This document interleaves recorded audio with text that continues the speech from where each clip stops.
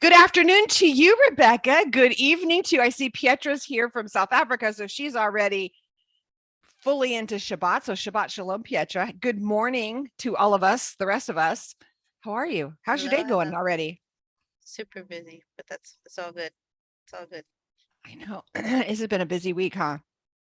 Like Fruitful. three or four things kind of just popped up last minute that are now we're scrambling, but it's all good. It's all good. Okay. Making it all That's happen. life, Now, right? you guys, we're going live a few times. Misty, myself, Rebecca, her mom, um, Marion Singer is not on here live yet, and her daughter, and Brenda is going to jump in with us, and we're going to the Surge conference in 2 weeks. We have two. I'll get to see you in 2 weeks. I would be squeezing you. I know. So exciting. So exciting. We're actually going to get there Thursday, and so I called ahead and I said, can we stay? Can you open the house up for us a day early? And it was like $400 a night, and I'm like, just for two of us. Not think so. So instead, they have like a two bed suite there for like $100. So I said, okay, yeah, we'll do that. So we're gonna Wonderful. be there because we'll get there in there late Thursday night. I didn't want to slide in, so we'll be there late Thursday night, and it'll be fun. I get to see all of you. Anybody else, if you're going to Surge, hop on and say, yes, me, I'm going to Surge. I want to know. We will have a table. We're one of the sponsors. The Ruta Cafe is one of the sponsors of the event. So we do have a table there. So please come and say hi to us if you are going to be at Surge, if you're watching us live now or you're listening later and you're going to be at Surge. It's just outside of Austin, Texas. It's a Messianic women's conference. It is going to be amazing. Such amazing teachers going to be there. I can't wait. I'm ready to fill my cup. I'm excited about it. So Yes.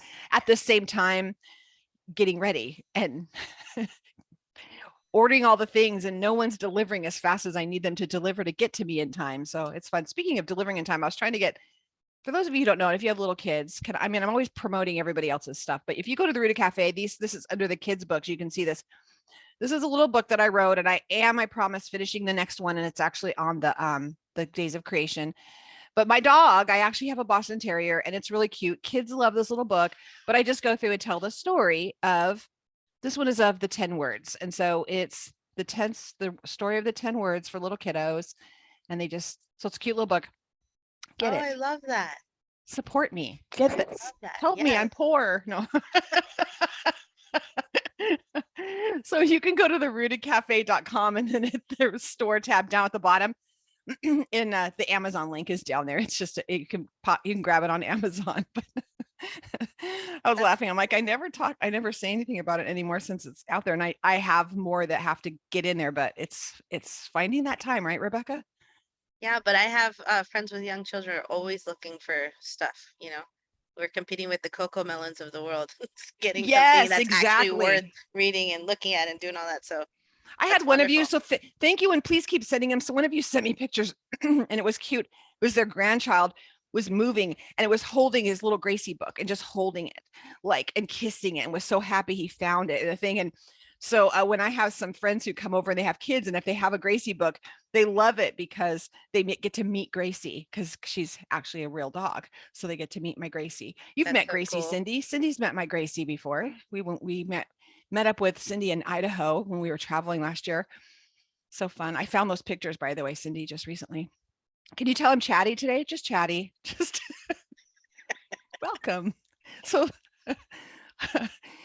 yeah, so I woke up sick. Let's just put it out there. So that's why when I have bright red lipstick, you can tell. It's usually so you don't look at how sick my eyes are.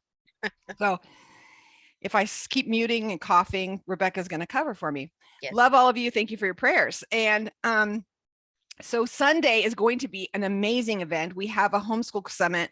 Some of the best I went through, and I'm pulling things together so that I can see who the videos that I'm producing, that have been produced and they're putting in there. And it's so great to see the quality and to see the amount of women, all of you in here, the ones that are coming up that are speaking at this event, speaking on things like how to handle children with autism, children with have different abilities, right? Or you have children who might have ADHD, or how do you get your kid to stay still? How do you time manage when you're trying to when you're trying to do all the things with all the kids and you have multiple children, and how do you have one is in preschool and the other one's needs to get out of the house. How are you managing the time? And so I know Loyola is coming in. She's an amazing time management and parenting coach. She's coming in and doing that. Debbie Franix is on. I see you on here. Good morning, sweet girl.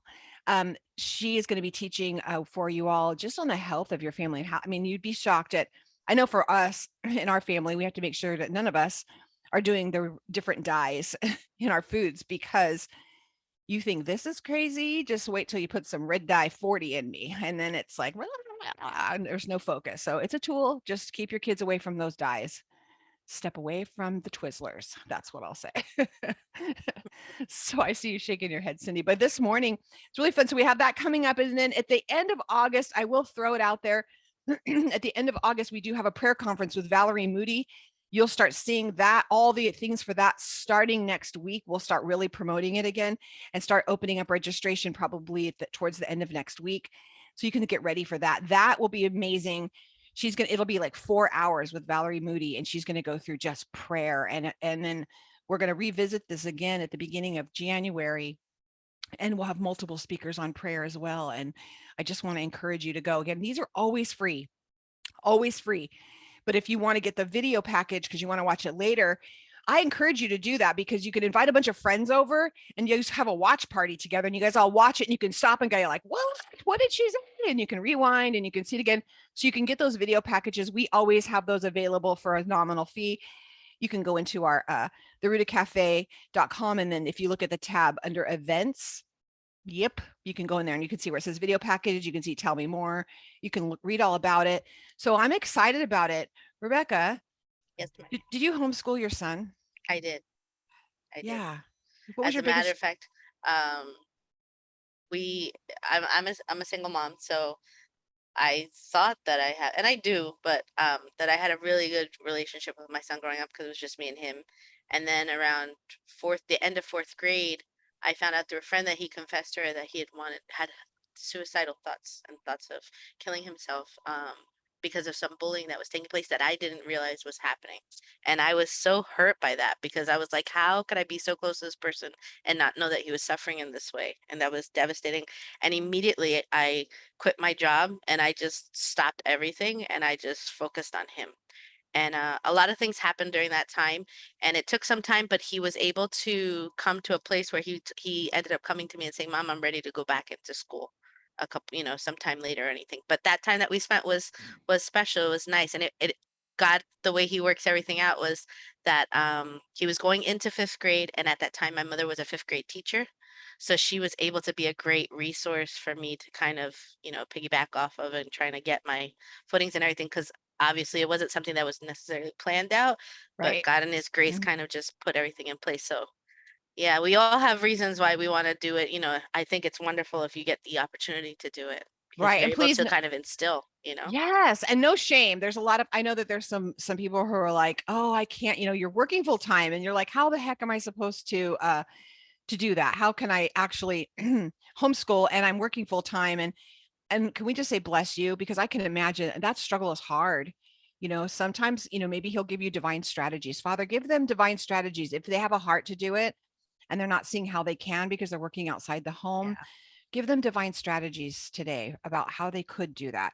And I'd say jump in and just go to the homeschool conference, and just there's things you can do after school that will really could be helpful. I wish I would have had it when I was doing that. That would have been such a tremendous resource because it was kind of me just trying to wing it and figure things out.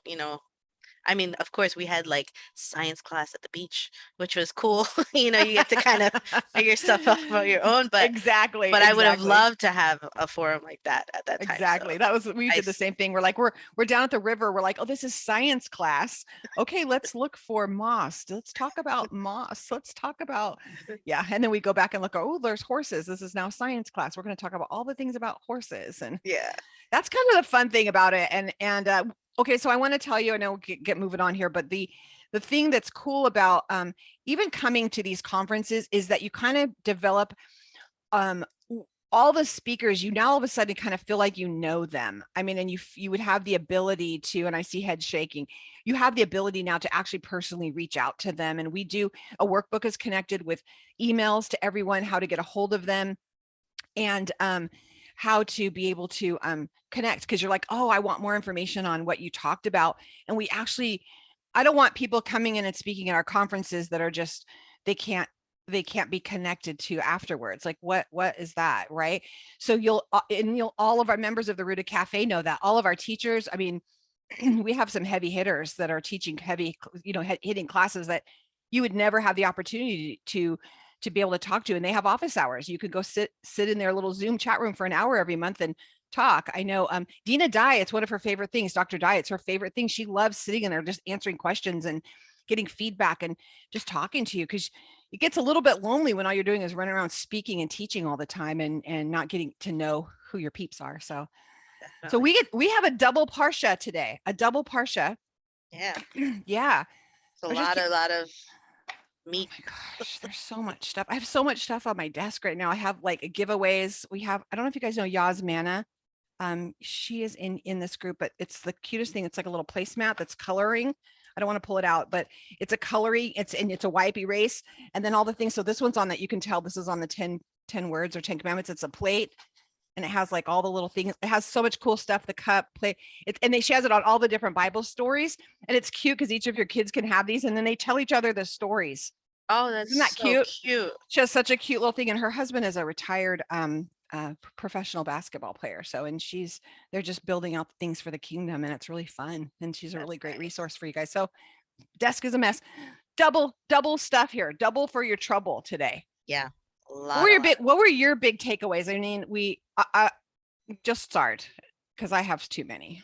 Well, no, I think that the two biggest things for me, which one was the way that God deals with women, Okay. and the other one was obviously when Reuben and Gad decide to stay on the other side. Okay. And so those were the two places that I was kind of sitting in. Are we just gonna jump in? Let's do it. Let's do the way they do women. So we started Yeah. out, if those of you who haven't listened, I have them live stream from Messianic Lamb. I asked them, and they're very kind, and they live stream that over here. So I apologize. Those that have watched this, you get a little bit of a replay, because I do want to go over the thing of what's the difference between about vows, because I think that we take that a little, we're going to talk about women, but it's kind of important to know, first of all, about this whole vow thing, right? So vows for women, we have two different types of, let's call them, maybe a promise. But the first thing that it's translated as vow, the word is actually nader. And it's this commitment that you're making. It's so intense. Vow is such a, I think, does not portray this very well. Do you think, I mean, like anything else, right? We say this about every word, but It because I think, and I think this is where it's so important to be able to go back to the original language to kind of get a better understanding, because culture plays such an important part. Culture and language play such an important part in the things that we do.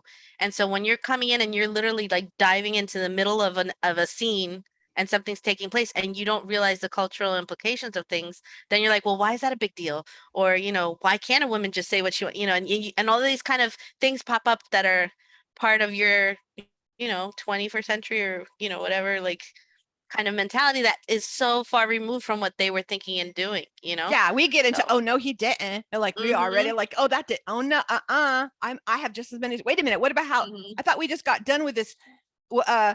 These women came up and they get land. Now what's happening? They have to get their daddy's permission for something. Wait a minute. Like we go right to there, because that's kind of our culture.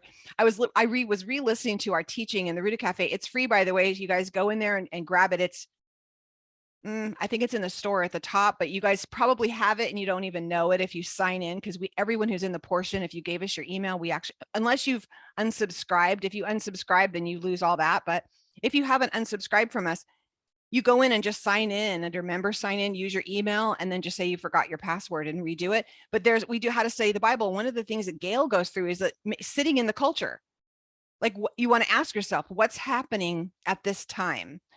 What's happening in this country? What's, and really sitting in the culture. And you and I've been talking about this like almost every week, like just let's sit here, like Mhm. what's happening. And one of the things is, what is the difference about a vow? Now, a lot of you might be younger and you don't even remember. It used to be when you went to court, unless you saw a movie and see it, you put your hand on the Bible and you swear to God. I swear to tell the whole truth and nothing but the truth, so help me God. Why? Because we were scared. If you break that promise, then not only have you just broken it to everyone, but you broke it to God. And everyone's like, "Ooh, you're going to be in trouble." You broke. I mean, when you're a kid, remember you're going, "Oh, I swear to God," and everyone's like, "Oh, she's telling the truth. Mm-hmm. She's not lying," because they knew that was the ultimate. If you don't use that one, now I don't even know. No one says it, Yeah. but I mean, right? Do you remember when you're a kid? You're like, "Oh, Well, we would say before the Lord. If it was something we're like, no, before the Lord, I didn't do whatever, then you were like, okay, it's dropped right there, whatever they said it is, because, before the Lord, that's what we would say. Yeah. before the Lord." Same. It's about then. Mm-hmm. I am willing to take the punishment that could come to me if I break this.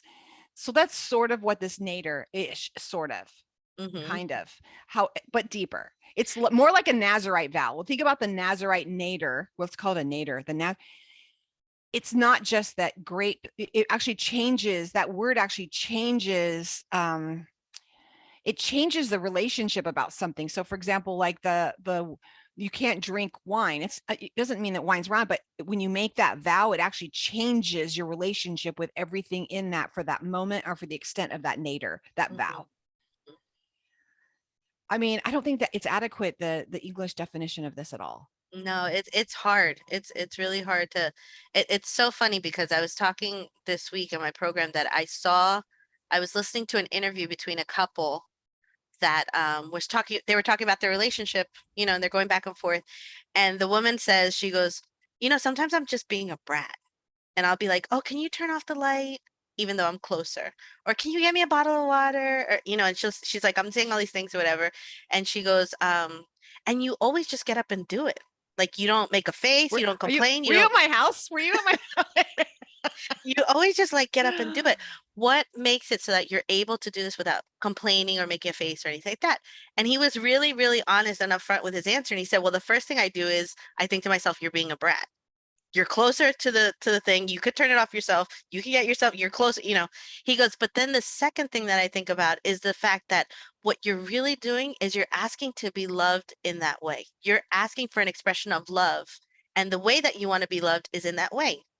In Spanish, we have a term. In Costa Rica, it's chineado, and in other countries, it's mimado. It means kind of being like babied in a way, but more than that. But the closest kind of would be like kind of be baby. He's like, you're asking to be babied, or you're asking to be loved in that way. So when I think about that, my mind shifts. And I think, well, she's not doing this to hurt me. She's not doing this to bother me. She's doing this because she wants me to express love to her. And I love her. So turning off the light is a really simple action that I can do to show her that I love her. It doesn't cost me anything. Getting her that bottle of water, it's easy. I can do it. So when I thought about that, I thought about if we as human beings can think about love that way in a relationship, in a mature kind of, what can I do for you instead of what do I get out of this? If we can think about it in that way, how right? much more is it if we can think about God saying, listen, these things that I'm telling you to do, it's not because I'm trying to hurt you. It's not because I'm trying to restrict you. It's not because I'm trying to make life difficult for you. It's because I'm asking you to express your love in this simple thing. In Mm-hmm. this thing. Don't eat this, eat this. Don't do this, do this. Don't, this is what I'm asking for you. So if we could have our mentality change and our paradigm just shift to being, oh, you're just trying to make my life difficult. Oh, you're just trying to restrict my life. I can't have any fun. I can't have bacon. I can't have this. I can't have that, whatever. Instead of saying, oh, God, I love you. Yeah, is that what you want? Yeah, of course I can do that. I can, that's so easy. Yeah, let me just, how different would our mindset be? So when God puts Yeah. these laws in place and he gives these commandments with regards to women, it's not saying, hey, women, you're not on the same level as man, so you have to have a man do everything for you. Hey, women, it's not that you don't have a brain, you're not smart enough to make these decisions. It's a protection Mm-hmm. thing. Mm-hmm. Because in that time during that culture, outside of the camp, you were really left on your own. You needed community to live. So when Abraham sends Hagar and Ishmael out of the camp, that was almost like a death sentence. Like you're on your own, figure it out. That And that was unheard. Like, what? yeah. Yeah, that was So more when he than we're does like, we that, were just be like, whatever, fine, bye, and get in our yeah, car and go. They would be like, exactly. who's going to provide? Who's the covering? you know, and we now use ill use the words about, oh, they're covering, you need this covering about this.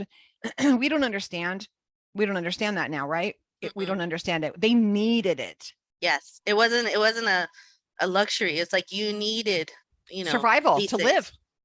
things. And because the people that were outside of the camp, they were not going to show any mercy. They were not going to show any, so when you said something or when you did something, they took that as face value and it meant something.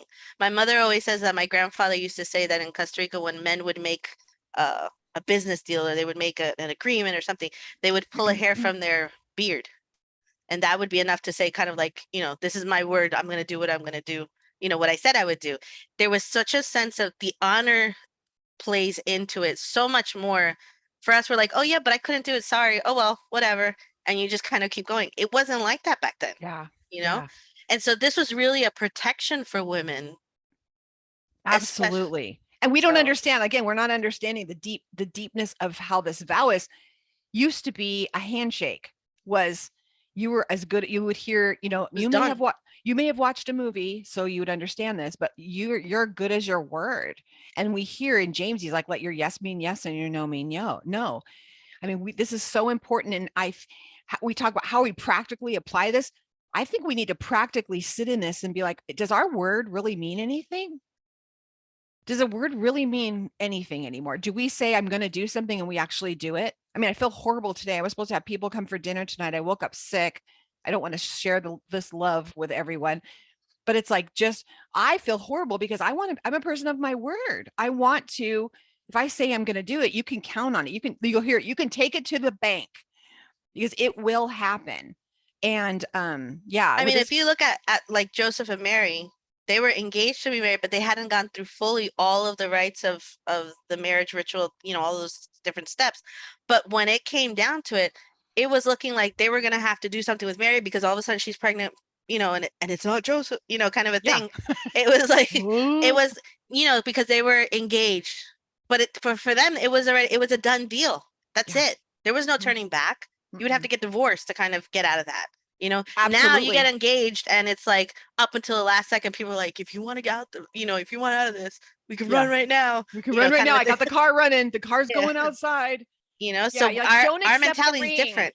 Don't accept the ring if you're not ready to already be like, till Mhm. death do us part. You're like 80. You'd better be like seeing yourself at 90, 80, 90 years old, growing old together With on a that same porch person with and that going same through. person. Not like, well, if it doesn't work, me. It's Hmm. like, then don't say yes, because that yes, your yes needs to mean yes. Yeah, yeah. You know, it So really does. We don't know. We don't get it. We just don't. So I And not, think if not, if we could just have a paradigm shift of thinking this isn't meant to restrict, this is meant to protect and to love. Okay, so then if I have that premise as what I'm going to base everything off of, let me look at the text again and see what it says and how is this protecting and how is this loving, you know? absolutely. That's a really great, I love, that's a really great way of doing it. Um, one of the things that we have, and I'm going to read liberally from, and I did this earlier too, but from Gail, she in her Parsha point for this, and it's for you guys that are members in the Ruta Cafe. You go to your Parsha points in your library and look up these. She has a great. She'll give you the ancient Near East perspective, so she'll give you that, and it's not complicated. She does it from a very nice, basic perspective. But she was sharing about the difference between these vows, and one of the things she said, is that the nadir is related to the word dira, D-I-R-A, but that's like phonetic dira, and which means abode, like a house, an abode. So what are we trying to imply here? It's saying that whoever makes the nadir, the vow, that nadir is making a home for God. If it's done properly, vows let God in or create a space within one's own life for God's involvement. And so, and the example that's given is in Genesis 28, 20, 22 is when Jacob is laying there and he's talking, he gets up and he's like, I'm on this stone. I actually have it out. If God will be with me and will watch over me on this journey, a nadir, if you'll watch over me, if you'll be with me, I mean, we're talking serious, like life-changing vows. I remember, I've heard people, if you'll save me from this, I'll serve you the rest of my life. Like that's a nadir. Okay. So he says, I will, I'm taking and will give my food to eat and clothes to wear so that I return safely to my father's house. So if you'll just take care of me, get me back to my father's house safe, then the Lord will be my God. And this stone that I have set up as a pillar will be God's house. And of all that you give me, I will give you a tenth. So this is like a lot of crisis. This is Nader is a crisis, Val, right? This is when you're in dire straits and you're willing to give up your life. And this is and the thing is that once this crisis is over, a lot of times we forget about it. We have a tendency to be like, oh yeah, but God always keeps his end of the bargain. And if you notice in that passage, God's the one who starts off everything. And he does the same thing that he did with Abraham, which is he touched on the things that he knew that were on Abraham's heart that he would want.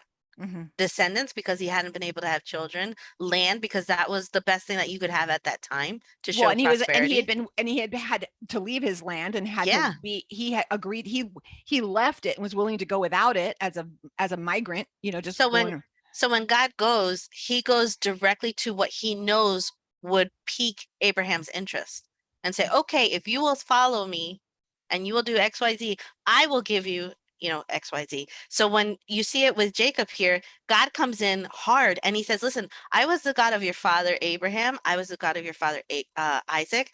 And like I always like to say, it comes time when you can't piggyback on your parents' faith and you have to develop a relationship on your own. And he says, now I want to be your God. And Yeah. if you do this, I will do this and this and this. So then Jacob comes back the way he is with his personality. He says, okay, then if you do this and this and this and this, then I'll serve. He's always he's Let's finessing. He's finessing, you know. But it's them literally sitting at the table and saying, okay, I'll do this. Okay, I'll do this, which totally goes right into it. You see how it connects with what happens later with Reuben and Gad and Moses. Yes, exactly what happens. And it's also, we don't know. I always think that Jacob gets a raw deal because we don't know his heart. We don't know how he comes across. He just might, we say, oh, he's a swindler.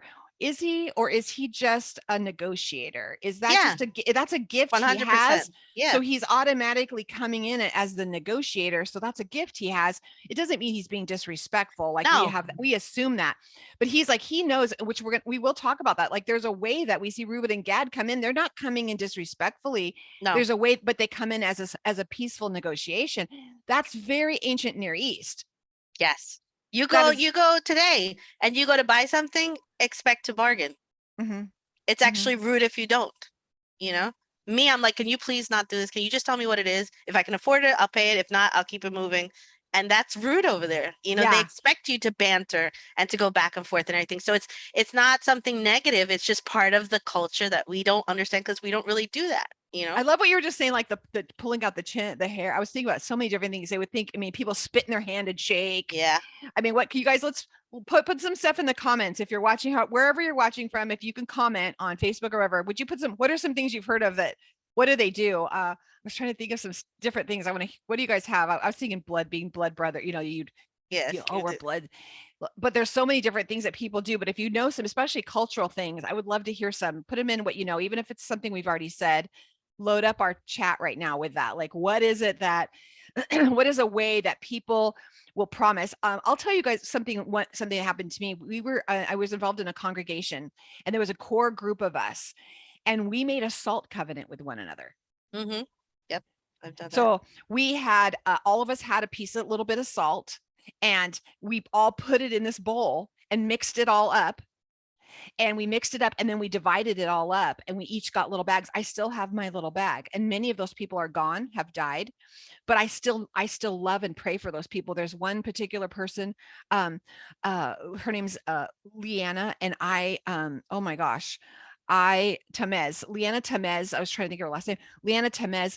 And she's in Central California. If you hear me, Leanna, I'm trying to find you. But her and her daughter worked for me as a nanny while I was traveling as an evangelist over the country. She would watch Shelby for me. But we have this salt covenant, and she was the first person that I began talking about these Hebraic things with. And we would get so excited. And she's the first person that we stepped away from some of she was right there in the very beginning. And it's been a long time, but I still remember a salt covenant. I'm seeing some pinky swears, pinky promises. Sonia says hair from the mustache. Ouch. Yeah, I bet the hair of my chinny chin. Yeah, that would be better. You guys can have any of my hairs. I'll happily give you those. But it's different. And I think that the if you haven't got the point is we jump right in like, this doesn't make any sense. But I think that Abba is drawing us back to a place where our word means our word means our word, because what makes us different than other people? What makes it different? Now, making an oath, which is what we're going to be talking about with these girls, what was happening when we're talking about these women, it's the oath is kind of the oath is called I wrote it down a better. Do you have it written down? I'll get to it and then I'll be like, oh, there, I found it in my notes. Oh, there we are. Shabua Esar. Shabua Esar. And that's what we're talking about in Numbers 30 with these women. It's Okay, a yeah, binding an agreement. This yeah. Shabua, we're not talking about this vow to God and so the Shabua is the oath, and it's an obligation of uttering an oath at the moment, like, and it starts the moment that it's uttered, right? So the minute I say, you know what, I am never gonna, I'm trying to think of an oath. If you make an oath with someone, hey, you know what, I'm gonna show up every single day at this time, and we're going to go to the gym together, Rebecca, and I will be there every day at 7:00. Well, that oath starts at tomorrow morning, because it's past 7 today. So that it would start as soon as I say it.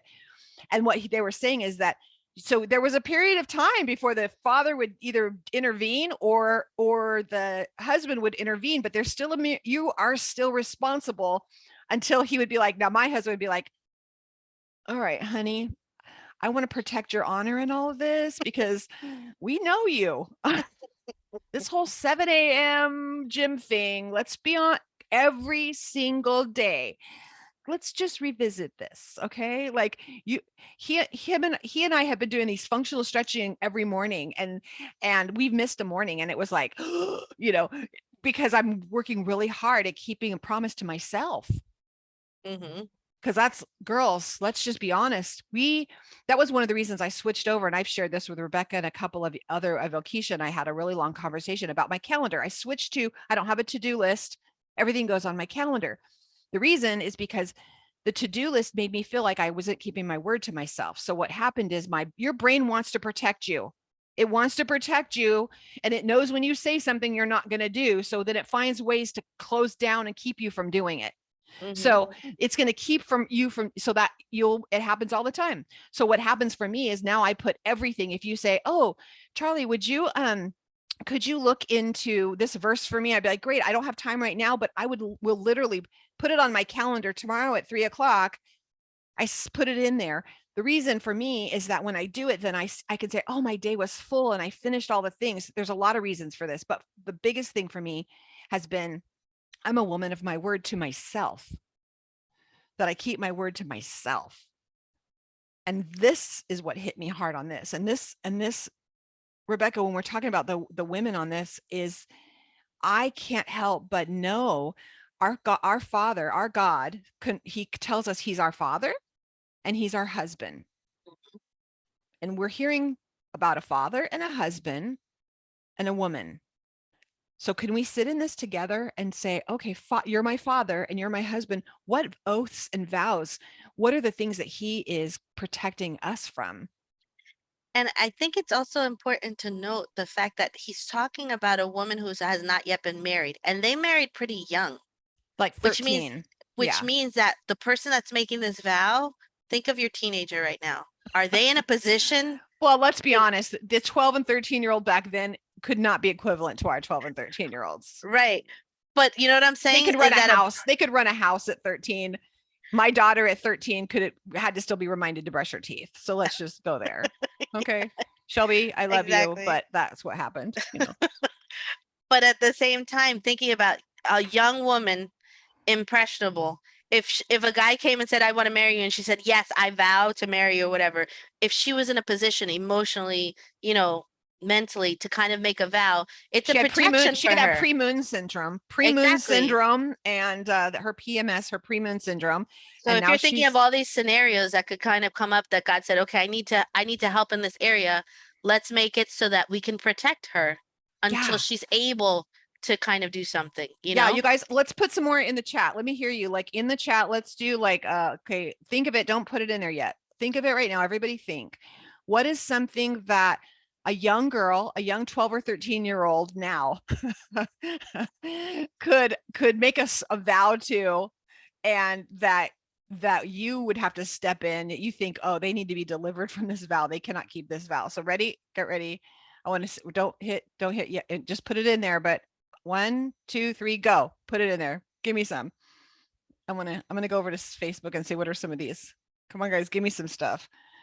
I mean, think about the idea of like, if you have a person who has trauma in some way, shape, or form and is a people pleaser who will say yes to everything, even if it's not good for them, even if they shouldn't. Yes. Atara says friends forever, right? I mean, there's some of my friends, my daughters, that would have said, oh, we're friends forever, BFF. And I'm like, no, you are not BFF. No, no, this is a BF wrong. No, we're not. BF never is what's happening, because you cannot be friends with her, because no. Saying they love someone that they might not know. Yeah. Yeah. Good. Yeah. Oh, I love you. That's a big commitment, right? You're committing your heart to someone. I'll never I have a leave hard you. time with that one myself. Yeah. I'll never, never. It's a big word. Never. Yeah, Tiffany's Yeah. like, I'll never. All the I'll Oh, nevers. I'll never. My mom's always telling me, don't use absolutes. Don't use absolutes. I'll always do. I'll never do. That's a vow, though. That is this. It's not a vow. It's an oath. That is a good one. Thank you, Mom. Thank you, Sonia. We have the. That is a shabua. That's the shabua that we're talking about here. These, I wrote. This is stuff I stole from Gail, so I'm not gonna lie. About this binding agreement, this isar. So it is, these are usually executed in writing, but the obligation of the one entering into the binding agreement begins at the time of the contract. It's bound to the other party. It's voluntary, but it is binding, and it's bound not to be something or to do something. So I'm not going to ever do this again. I'm never going to do that again. I'll always, right? You said all the absolutes. So those are great things to say. All the absolutes that you overhear your teenagers, your little young girl daughters, now the equivalent would probably be 20-year-olds that you need to save from all. Could y'all save me? Let me just say, could you? I need some covering, Randy. Cover me. Yeah, and he does. He's like, that might not be your best yes. And we have a rule in our home. We don't use absolutes when we're angry, right? You always. Do I always? Doesn't that push your button? The absolutes. Do I always do that? Never. Yeah. You never listen to me. Yeah. Hayel says, I won't fall in love again. Yeah. Good luck with that one. Yeah. Never, ever. Okay. I think we've beaten that one down. I think that the big thing for this, though, is we remember that if we're understanding that take a minute. And I feel like for me, what he's calling me to do in this section is he wants to show me the areas where he covers for me when I make these binding agreements, when I do these absolutes, where he comes in and goes, "Ay, oi, híjole, not again. I told you to stop saying that." And letting my yes be yes. And as we mature and as we grow in him, the way he starts showing us to be careful about what we're coming out of, how powerful our words are, how powerful they are, not only between us, because he said, if we bind it on earth, it's bound, if it's loosed, it's loosed. So that's a whole nother teaching, which has been taught wrong, but it's not all spiritual warfare. I'm just going to say, I'll give you a teaser. It's not, yeah, it's not all. It's not binding demons. This was really about managing communities, because we have to know that our mouths, what we say is life and death, and how important it is. And I believe that it's a really great enemy, which you guys know I'm not that person. I'm not like a devil, but I do believe there's a broad schemes, or there's broad strategies that are global that, I don't think each of us have. That the devil is not omnipresent. I'm sorry to shake this up, but he's not with every single one of you walking around on your shoulder, because there's only one of him and he's not omnipresent. There are legions, but they're not, he also has little demons too, but there's not that many. And there's a lot of you. So I promise you, some of it's you. Some of it's your evil inclination. Take responsibility for it. Yes. There, you're welcome. Ouch. But the vows that we make, I believe that there's an overall, like they have like the strategy room. Maybe they all meet it and say, hey, this is what we're going to do to mess this world up. And there's a lot of things. One of them is through music. I believe that they can, let's indoctrinate people this certain ways, or through 100%. television, through media, through all the things. What are the things that we can let these little things in that are going to actually destroy a lot of big things? However, when this is one of those things, I think that if we have it could be one of those strategies, like getting everyone to just, our words mean nothing, to really to minimize the meaning of a vow and an oath, something that we make that's really strong, that or something that's just in passing, but we're very careful that we're honoring of it. Yes. Yeah, I think it might come back. Some of you, I have a friend who had a son moving, wanting to move back into their home as an adult, coming back, a boomerang child. We've all had the boomerang kid. So when he was moving back in, she said, okay. And they wrote out an agreement. This is what the rules are going to be. And here's going to be the agreement. And I recommend that you do this with your children once they get to a certain age anyways, because I think it's teaching them about this nader, or this oath, this in writing, this binding agreement, this shabula, this oath, shabua. I'll say it wrong 2 more times. Shabua. I think it's teaching them this, that you read through it and saying, I'm going to say, yes, I can do that. There's something about signing something, right? That you, and then you can come back and go, you said this was in writing. We have an agreement, and there's something that, and I also believe business partners, it's really important. If you're going into business with your friend, please, Yes. please put that together in writing when you're not angry with each other, before things get yucky, before things get bad. Come up with the worst case scenarios. Well, what's going to happen when we're fighting and we want to break this up? What do we have an exit strategy? This is all practical stuff, but I think it's important we bring it up, because it's talking about oaths and everything. And sometimes it's important to have them. These aren't bad things to have. It's just saying how we work on them, and don't let your kids make up a bunch of stuff that they can't be held to. And for us as parents to be more mindful of what we hear our children saying, that we're to be able to watch over them, even though we don't live in those times, and we can still watch over them. And what is he watching over in our words that come out that he protects us from? It got to a point with my son where he would ask me something. I said, I'm not giving you an answer, because anything that I say, you're going to take it like it's Bible and it has to happen. And I have no clue, from 1 minute to the next, when you're juggling so many things, I don't know if we're going to be able to. So I just stopped. I don't know. Like everything was, I don't know, because it was like you would say something and that was it. And if you didn't, I was the worst mother on the planet, and I destroyed his life. And I was like, that's not fair. I can't, So I said, I'm not doing that anymore. Done. Yeah. Mm. Can't do it. When you said Bible, I remember that being popular. My daughter's like, yeah, the Kardashians, they'd be like, Bible, and that meant it's true. We had to put that in the chat. That was another thing. Yeah. That's like a pinky promise. They'd go Bible, which Yeah. meant this is absolutely true. You don't say Bible unless it's totally true. It's like you could put your hand on the Bible, then it's totally true. So they go to war. We'll just like jump over that one, but they go to war. 12,000 men go to war. 12,000 come back. Nobody's dead. They still bring back though women who, Yeah. like The whole point of the war. Oy, híjole. The whole point. It was like, why did you even bother going then? You totally didn't deal with the issue. Yeah. I mean, you should have left the men alive and we just killed the women. I mean, They didn't even do anything. But the yeah. whole point. Yeah. So we go through that and we see again, they're having to learn. And this is another one of those because I said so's. Well, but in my own eyes, it seems what, you're going to kill women and children? You're going to what? This makes no sense. And I think it's again, on a practical level, we need to remember that sometimes he tells us to do things and we don't understand why. And what we do is we allow little things back into our lives that he's told us to utterly destroy. and we haven't utterly destroyed it. We allow the little things back in, and it's those little foxes that spoil the vine. It's those little foxes, and which is interesting because we talked about this whole, even the word is it Mattot is means vine, right? It means a branch or a staff, or we hear Yeshua say he's the vine and we're the branches, and apart from him we can do nothing, right?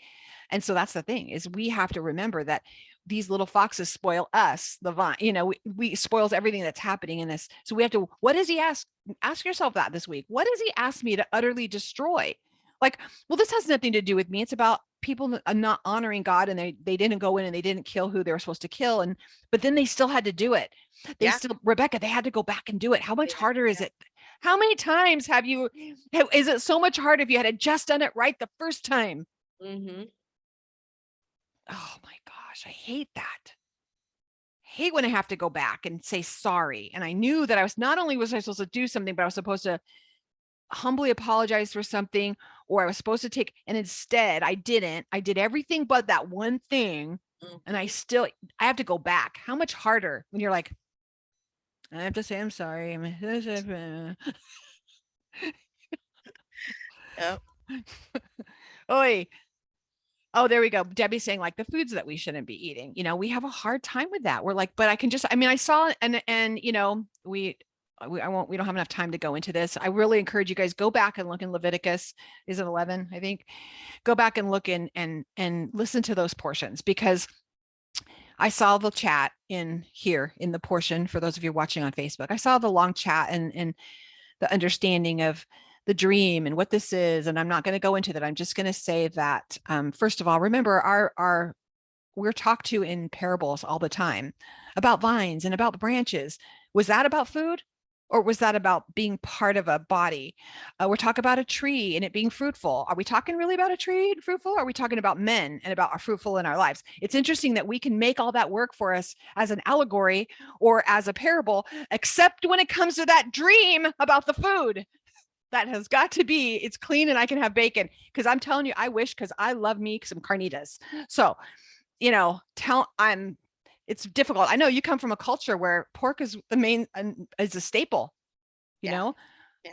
And they are really good at making it. It's really good. It's really good. And, but it's a little thing. And we have to, sometimes it's because I said so. Sometimes it's just, is it a salvation issue? No. That is our position here. That is a position. And I wrote that in the comments on that whole thing. It is not our position. This is not going to keep you out of heaven. And it's just not a salvation issue. It's a best life issue. It's a blessed life issue. What's going to bless you? It's like, you can eat red dye 40 all day long. I don't care. Yeah. But you know what red dye 40 is made out of? A bunch of little red cockroaches. They're not clean. They're not on the list. They're not on the things we should be eating. But it's really funny because someone on TikTok can say, don't eat red dye 40 because it's going to make your kids have ADHD and they're going to make them crazy and hyper and not listen. You're like, oh, he's a genius. I'm not going to eat those. I'm not going to eat red dye 40 now. Well, God already told you that back in Leviticus. Don't eat those cockroaches. Yeah. There's reasons, you just don't know the why. And sometimes it's that thing. It's like he's protecting you from something else, just like these dads and these husbands protecting these young daughters from these vows. The paradigm shift. Yeah. It's a paradigm shift. It's not if you're having something where you've noticed that all of a sudden you get riled up. Yes, I can do that. I'm not living in bondage and if you get that riled up in you, that should be a first indicator that you might need to spend some time with him on this. Because my husband, said about someone the other day that was really upset about something. And he said, that is just not true. And I don't like that people see me this way. And he tells me later, what I have found in my life is if there's any inkling of truth in it, it makes me mad. But anything that has no truth in it, I'm like, okay, well, sorry you feel that way. But if there's any inkling of truth, or if I think it's true, or I question myself on it, or there's some, so those are the things that rile all this emotion. Like, be emotionally intelligent, ladies, we all need to have some emotional IQ, like this EQ, emotional intelligence. What is it? Is this riling something up inside of me? And it's not a righteous indignation, and it's not the zealousness that we've been talking about. Mm-hmm. It's rebellion. and you're trying to conjure it to work for you. Is it going to keep you out of heaven? No, it's not going to keep you out of heaven. Is it going to keep you? But it might keep you from doing the work that's intended for you. There's things that I have eaten over my life, Rebecca, that because I've ingested those things, I know that I have sickness in my body now because of some of those things that has caused damage, inflammatory issues, things that are going on in my body. I know that I know that. So what's happening? Is it keeping me from his presence? No. Is it keeping me from crying out to him, from him loving me? No. But what it is keeping me from doing is being fit for the service that I've been called to do in its fullness. Yeah. God 100%. help all of you if I felt great all the time. That's what I you think I'd be busy? I think he made, there's grace. So is that enough time on that? Do you think, Rebecca? Did we hit it? I think we're good. Okay. So if you're struggling with it, call us, get a My hold of mom- us. We are reachable. My mom always says, if you see something in someone that you don't like, it's a reflection of something that you don't like in yourself that you're struggling with, and it's easier to pick it out in the other person than yourself. So always see other people as a mirror. Mm-hmm. Mm-hmm. Always. And he always uses them as this rod of correction for you. And I'm like, that's Sonia. Yes, 100%. I can think of the people that maybe poke some of my buttons, and they're the most like me. There's the things about them, and I'm like, oh, I need to temper that. That doesn't work. And I want to hurry up and fix it in me so I can tell them how to fix it.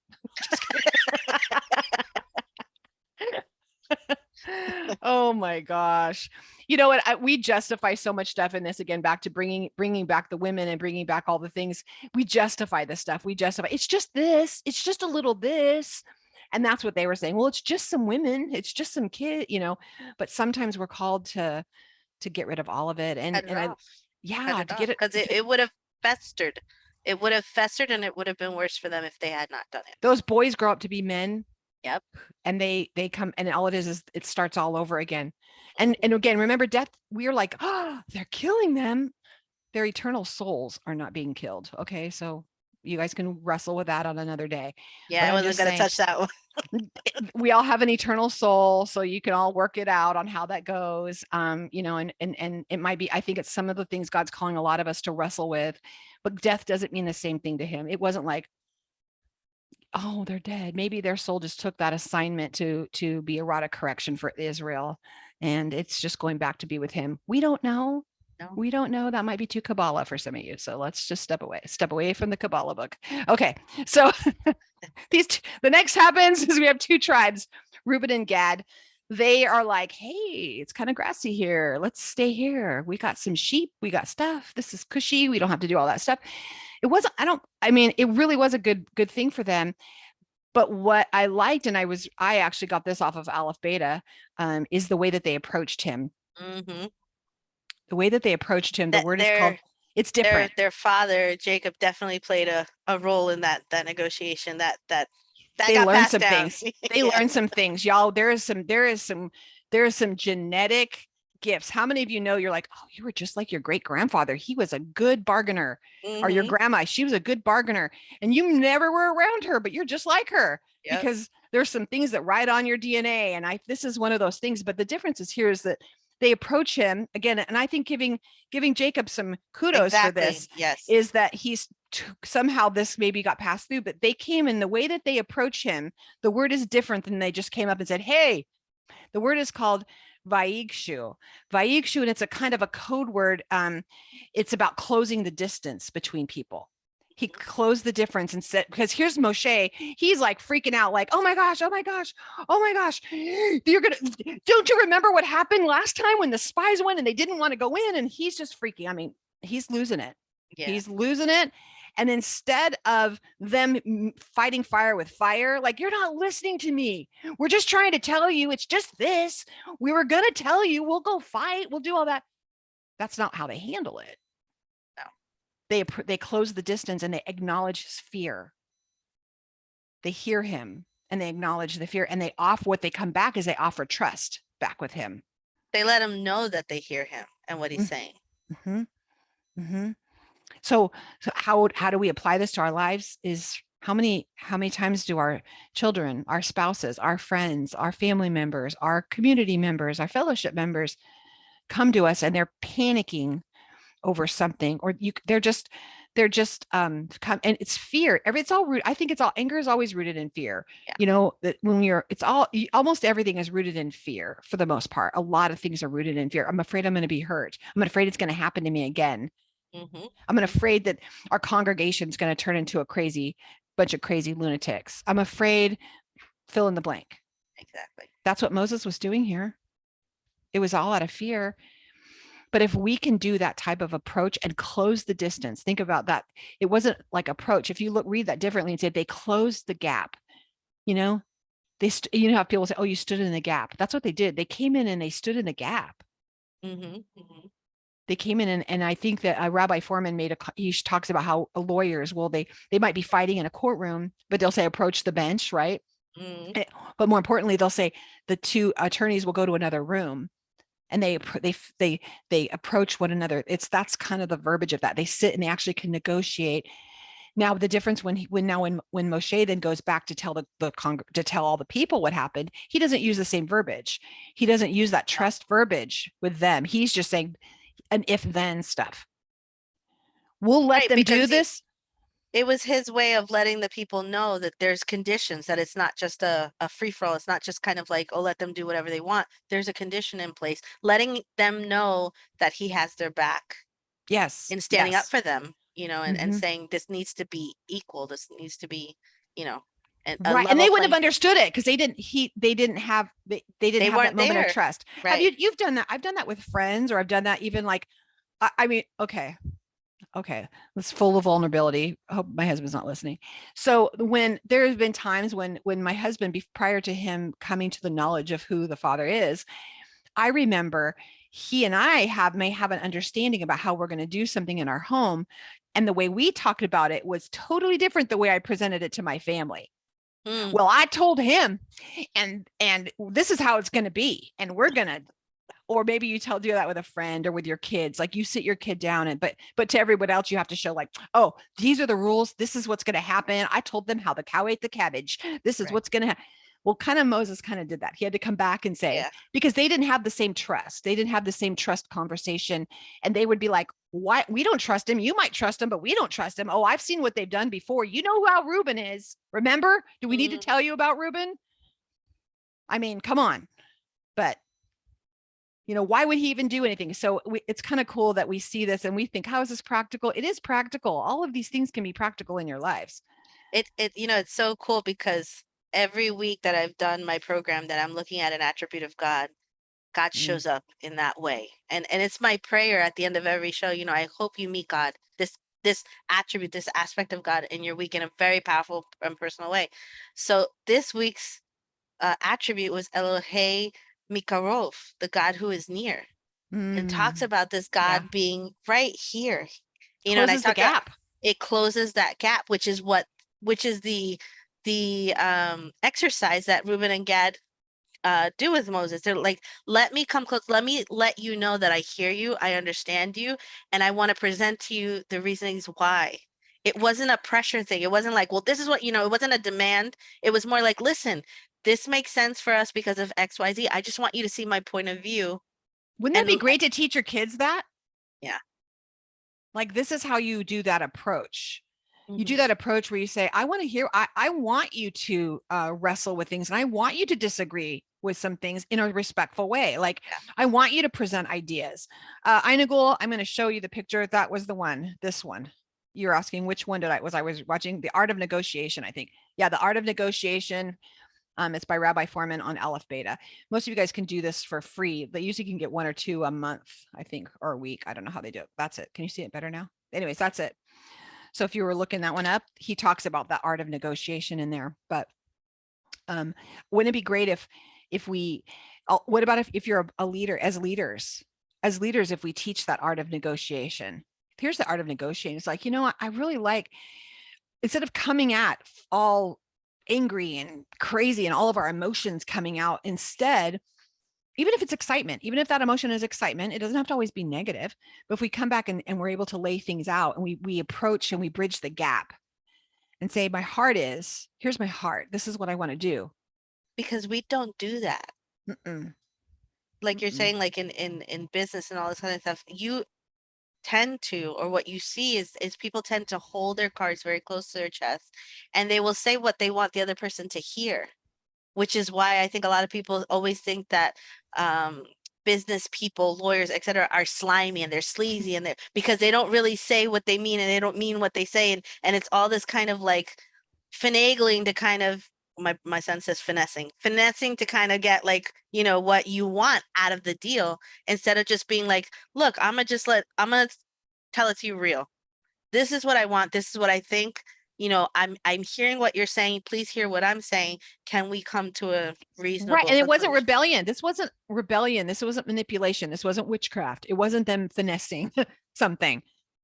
But this takes us all the way back to the very beginning when we were talking about vows, about oaths, about how we're going through things. That's this whole chapter. It's important because he knows that they're going to be going into a land and they're going to start he thought of everything. You guys, this is that pre-agreement. When you're going into business with someone, it's the ketubah. This is part of all of this. Hey, this is going to happen. And when this happens, this is how we'll handle it.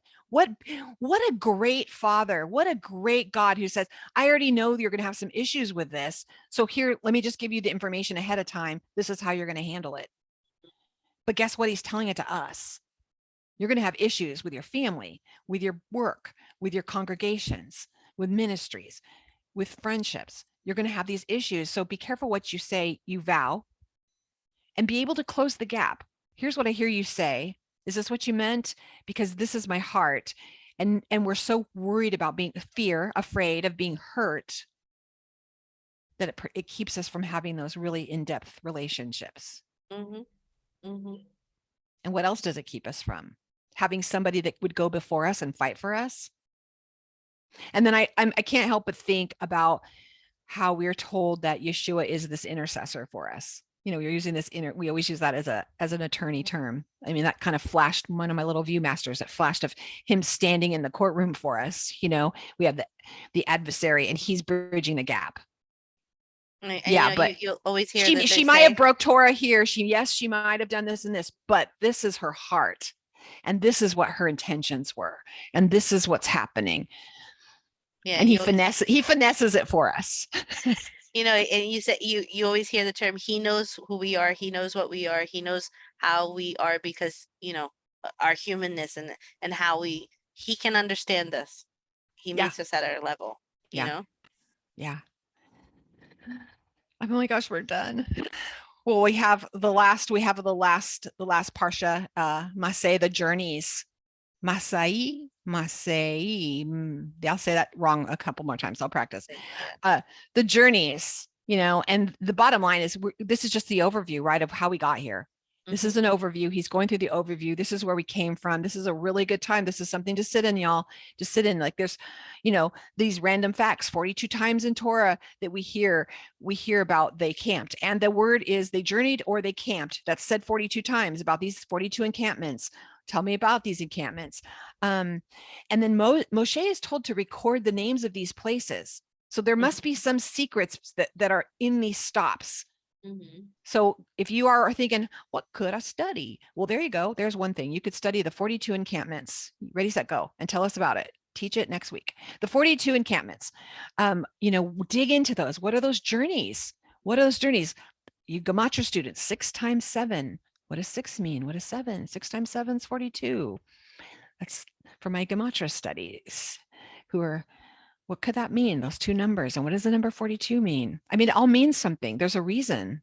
It's all locked into all of it. I think it's layers upon layers upon layers upon layers, which is why you can do the parsha every single year and have something different. There's something that I saw here that we're not going to touch today that I was like,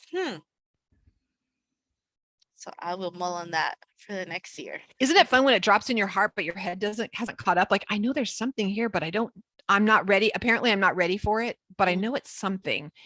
So it'll be interesting to see how he brings that up. Yeah. That was kind of like the thing about the father and the husband covering for the vows, that there's more to that whole layer than we even get it, but this is a time when they're encouraged to stop and look back, reflect.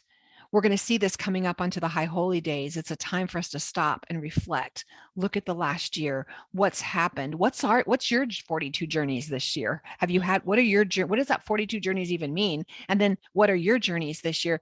What has he taken you through? Is this a time when you begin, as you're going through the straits, as you begin to, and into this month of Av, this is a time when we start looking, we should be looking back. We're reversing the curse on things. We're seeing what we did wrong. How are we going to fix it so we don't go into the next year with these things? You don't need to wait till Yom Kippur to be like, this is the time to start try to fix it. Really, we get every Shabbat to do this. We get practice every time, and then we have these high holy days coming up, and then we'll have Yom Kippur where we get to, okay, Father, again, I've laid it all down. I've seen where I want to work on this year. It's a really good time. It's a different type of New Year's resolution as opposed to I'm going to lose 60 pounds. This is the how I am I promise. I promise this is going to be the year. Every week, 6 a.m. Yeah. or 5. No. Thanks for doing the book of Numbers with me, Rebecca. I had fun. Hassat, right? Be strong, y'all. Be strong. Someone told me when I say y'all, it makes me not sound credible. I say it makes me approachable. Be strong. Gosh, be strengthened. We've just finished this whole book. This is my favorite book, and I'm not joking. The book of Numbers really is my favorite book. So I'm always sad to see it go, and we'll hit Deuteronomy. We're jumping into Deuteronomy 1, Devarim. Whew, I really love. I mean, it's a great book to go into because it's a nice little review of everything. So if you missed it and you're new, welcome. Next week we'll grab you. Yep. Any final good words for everyone? I like what Cindy P wrote here. She says, I have a friend who jokingly says every year the angels add new things to the Torah because he's never seen it there before. I love that because it's true. There's so much to learn, and it's so heartwarming, and it's so wonderful to be able to have a safe place to do it, to kind of flesh it all out and to just walk it, right? Oh, I'm 100% think that's true, Cindy, because I literally will be like, I promise that was not there because I would have highlighted it. Like that was if you see my Bible, like all the writing and the highlighting and all the stuff in it, I was like, I know I would have highlighted that last year. Like that was not here. I know that got, it's almost like there's little blinders and he goes, there's he probably doesn't laugh like that. That's creepy. But it's a wonderful thing to be able to come here and to be able to kind of flesh it all out in a safe space. And I appreciate it all. I appreciate everyone who kind of joins in. And I mean, the chat has been going crazy today. I see all of these kind of comments, and I love it because we learn from each other. We do. Everybody has a piece, and we're able to bring it together. And it's wonderful that we've able to finish out another book and continue the journey, and see what God has for us. And can't wait till next year to do it all again. It's so fun. It's so fun. Yep. There's so much. Oh my God, there's so much stuff on here. We've been on Facebook. There's so much. So if you're on Facebook and you want to hop over, scroll up in the chat. There's several links on there for you to hop in and join us. We're going to go into our after party. We'll stop recording here and we just want you to be blessed. Be blessed this weekend. Be blessed this Shabbat, that your families would be blessed. For those of you going into it, I'll stop. Bridge the gap. Let him just come in and just be like, wait, do I have to do all that today? No, I don't have to today. Order a pizza and don't, if you don't feel like it. If you're just really like exhausted, don't put one more thing on you. Let it be truly Shabbat. Let it be, feel that shalom in your home. If you want to do it and blow it out, that's exciting. And we'll talk about another day about preparing through the week. So I was talking to Miriam last night, setting the table on Thursday. So you're getting it ready. Like there's things you can do throughout the week, so it's not all hitting you at once. But if you haven't done all that and it's all just creeped up on you and it's just about you feel like a wave's going to hit you and now you're failing Shabbat, you did not fail Shabbat. The Shabbat is for you. It's for you. So take advantage of it and be blessed, sisters. Be blessed. We love you. Be blessed, blessed, blessed. Amen.